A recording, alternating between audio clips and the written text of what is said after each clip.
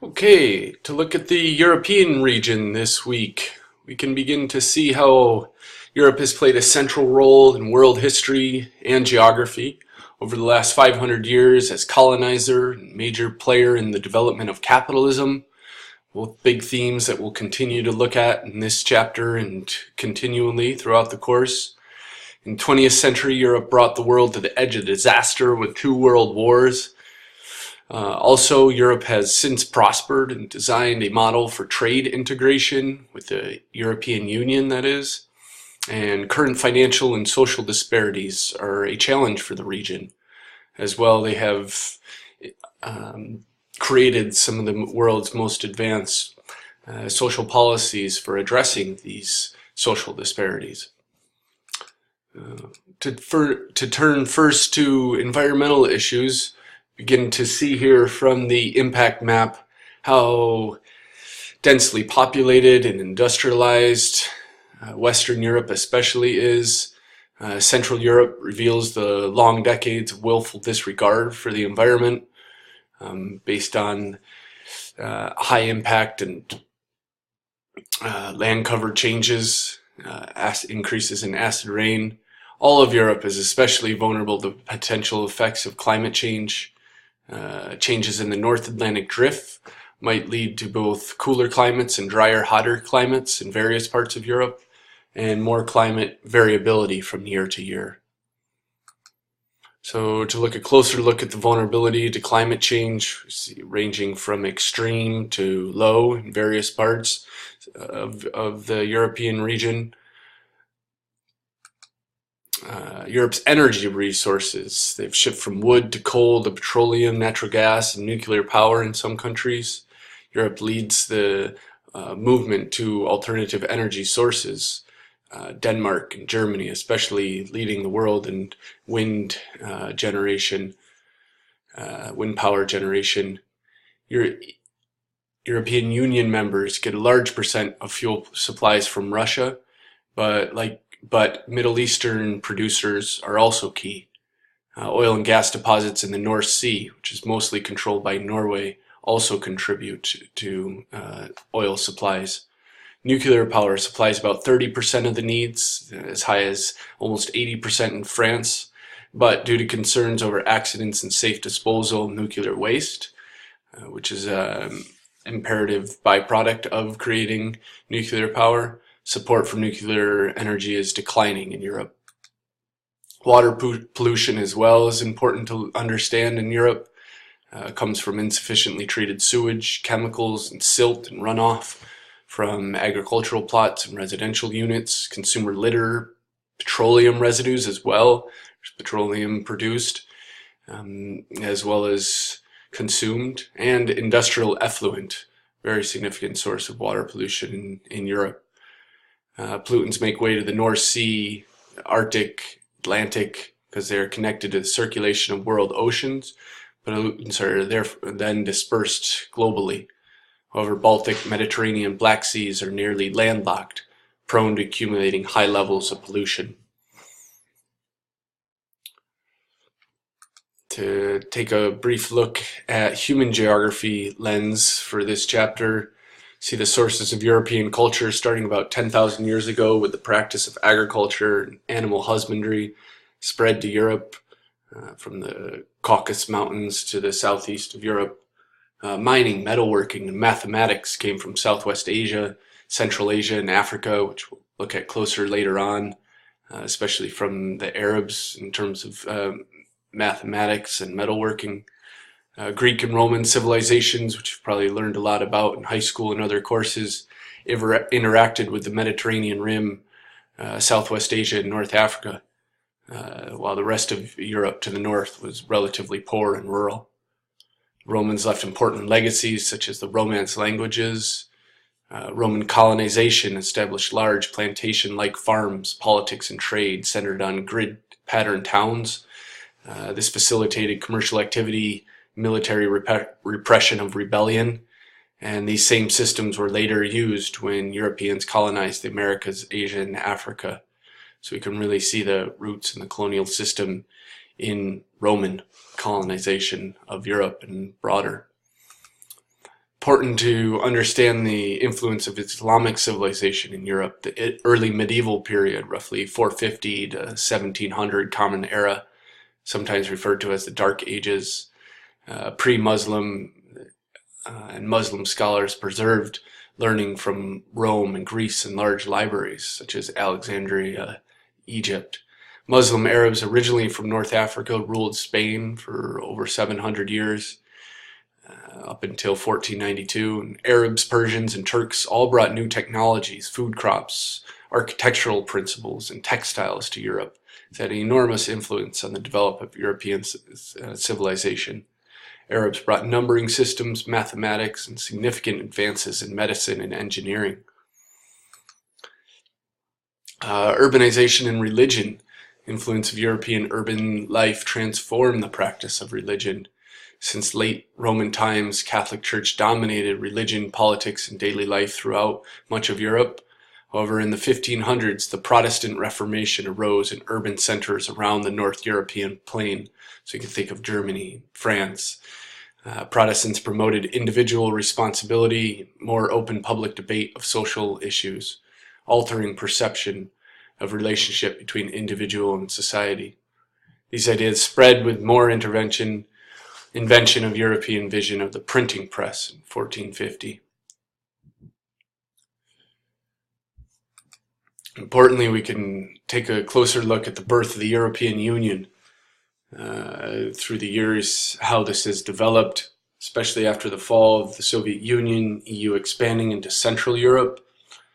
And the EU membership requires political stability, democratically elected government, respect for law, human rights, minorities, a functioning market economy open to investment, and farms and industries that comply with strict regulations. So there's very strict environmental policies, for instance, in the EU.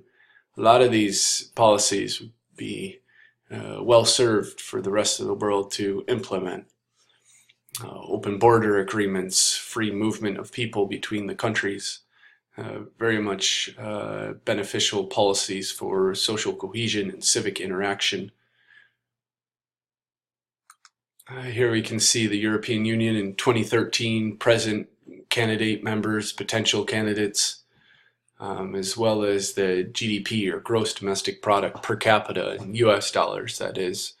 It's very, very high numbers in Luxembourg, Switzerland, Germany. To take a brief look at power and politics of this chapter, we can see NATO and the EU and global peace, the North Atlantic Treaty Organization, is based in Europe, the military cooperation between the US, Canada, Western Europe, and even Turkey now, and much of the EU. It's mainly focused on providing international security and cooperation needed to expand the European Union.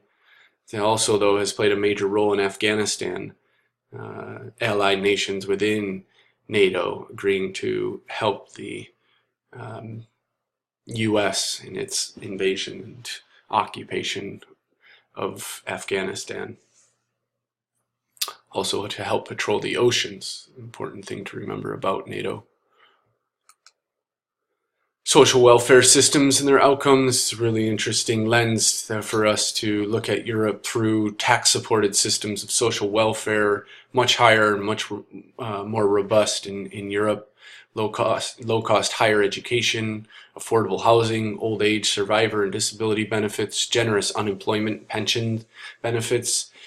These are, compared to the US, much more significant and well afforded. And the US would do well to implement more of these types of policies. Europeans pay relatively higher taxes, however they're afforded much more benefits. Some argue Europe can no longer afford high taxes if it is to remain competitive in the global market. However, there's many industries contrasting that trend and showing that it is feasible. Others say Europe's economic success and high standards of living are a direct result of social contract to take care of the basic needs for all. So that lends evidence to the benefits of the social welfare. Here we see a map of welfare systems We tend to think of welfare in terms of benefits for the poor, but it's a much broader um, connotation. We see social democratic systems, common in Scandinavia, providing extensive healthcare, education, housing, child and elder care benefits to all citizens. These are extremely progressive and admirable policies and democratic systems that much of the world could really benefit from. Down in the post-communist systems common in Central Europe, see some aspects similar to social democratic systems, offering nearly free apartments, healthcare, state-supported pensions, subsidized food and fuel, but the funding in some of these states or countries is diminishing. Increasing amounts of reliance on Russian gas is to play in some of that as these countries step away from their closer relationship with Russia. For population and gender, we can look at Europe's aging population and gender issues. Europe is close to a negative rate of natural increase, the lowest in the world, less than 0.0.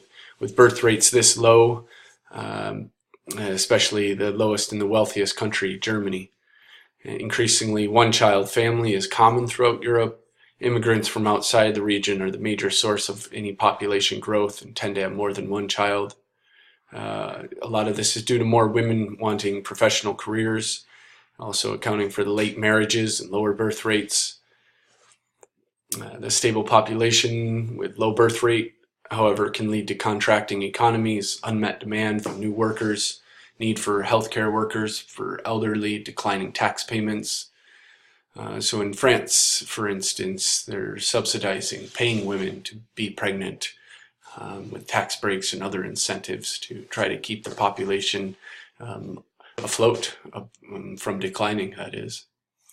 Here we see a neat population pyramid for the European Union, comparing males and females at different age cohorts and the populations within each cohort. Population pyramids are a key tool used by demographers, people who study demography, study of populations. There's more pyramids focused in other figures in the book as well. And it's very interesting to look at the number of women in parliaments or the governments around Europe, including in the European Union government. Only in North Europe do women come anywhere close to filling 50% of seats in the legislature. These are some of the leading percentages in the world for gender equality in governments. Let's see, Andorra at 50%, other standouts, Netherlands at nearly 40%, Sweden at nearly 45%. So throughout the EU, women are paid less, however, than men for equal work, despite the fact that young women tend to be more highly educated than young men. There have been improvements in this regard for pay equality. However, there's still a long way to go. Norway leads Europe in redefining gender in society, directs much of its innovative work on gender equality towards advancing men's rights in traditional women's areas. So this is a very neat way to go about achieving gender equality, is to provide more support for traditional women's roles or tasks. Subsidizing men to take care of women beyond the maternity leave period, for instance. This has indirect benefits for society as a whole, as well as working to help the raise the equity in women's versus men's income rates. So it's a neat little look at the European Union for this week, the European region, that is. There are several countries in Europe that aren't in the European Union. As you've probably heard, England, Britain voting to exit, the so-called Brexit. However, long before that, countries such as Switzerland and Norway opting out of inclusion into the European Union. So please join the discussion below and post your questions, and look forward to hearing from you. Take care.